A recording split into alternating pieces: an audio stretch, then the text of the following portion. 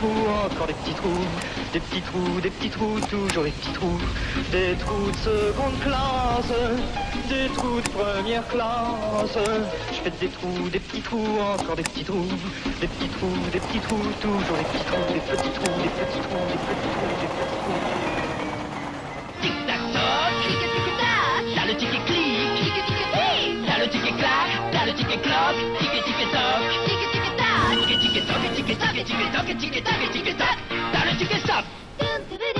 Démarquez-vous, prenez la deuxième voiture. La grande étape, c'est 1er janvier 2013, dézonage total. Donc on a un Navigo à tarif unique sur la base du tarif de la zone 1-2 qui vaudra pour donc toute la région. Il n'y aura plus de zone. Il y a plusieurs raisons qui expliquent qu'on ait porté une nouvelle tarification des transports en Île-de-France. Il y a une raison qui est que au plus on a de distance entre Paris et un point, plus on paye cher, pouvait être cohérent avec un système en radial, autant quand on peut faire quasiment tout le tour de Paris, mais en restant dans la même zone, on se rend bien compte qu'il commence à y avoir une inadéquation forte. Ma mère habite Sevran, ma fille Saint-Denis, ma sœur Aulnay. C'est difficile d'avoir le carnet Paris-Sevran, Sevran-Aulnay, Aulnay-Saint-Denis. Ça me revient moins cher de prendre un carnet de tickets pour un mois que de me prendre un pass pour un mois. Et pour l'instant, ça va, ça passe, c'est pas trop mal, c'est assez pratique. Tout le monde, y compris les opérateurs RATP, etc., reconnaissait que le système de zone concentrique ne pouvait pas durer éternellement et qu'il fallait réfléchir à d'autres formes pour faire payer les transports en Île-de-France. On n'a pas tous les mêmes situations en fait, on n'a pas tous le même quotidien, on n'a pas tous le même trajet tous les jours. Quand on regardait le système de tarification, finalement, c'était les personnes qui avaient le service le moins bon qui, en plus, payaient le plus cher. C'est-à-dire là où on a un métro toutes les 2, 3, 4 minutes, dans Paris, on va avoir un train tous les quarts d'heure ou toutes les demi-heures, voire dans certains cas toutes les heures en grande couronne. Non, pour les zones éloignées, elles vont peut-être y retrouver leur compte.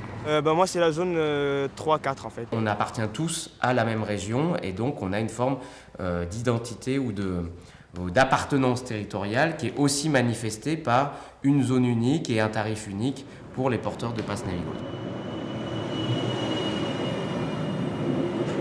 Un des objectifs, c'est d'inciter plus de gens à, par exemple, faire leur trajet domicile-travail en transport en commun plutôt qu'en voiture. Un des risques, c'est que ça contribue à continuer à saturer encore davantage un certain nombre de réseaux qui sont aujourd'hui très saturés.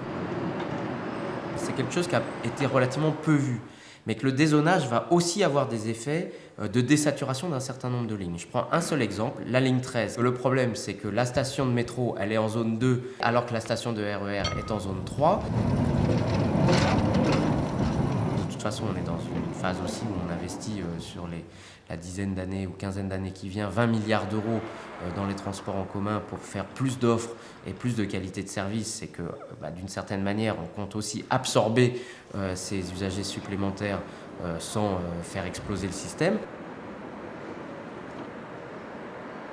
Ça va impliquer un manque à gagner pour le système de transport puisqu'on baisse le coût pour pas mal de gens et on ne l'augmente pas pour d'autres.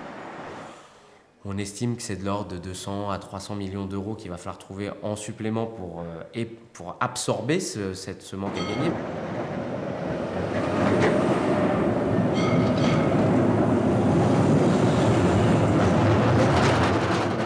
C'est bien de considérer qu'un service comme les transports doit être gratuit. Et ça, c'est une vraie question. Si on dit demain gratuité, il faut trouver 2,5 milliards d'euros. Approfondissement de la tarification sociale, et ça c'est un des chantiers que je me donne dans les mois et les années qui viennent. Gratuité totale, moi, dans l'état actuel des choses, je ne suis pas pour.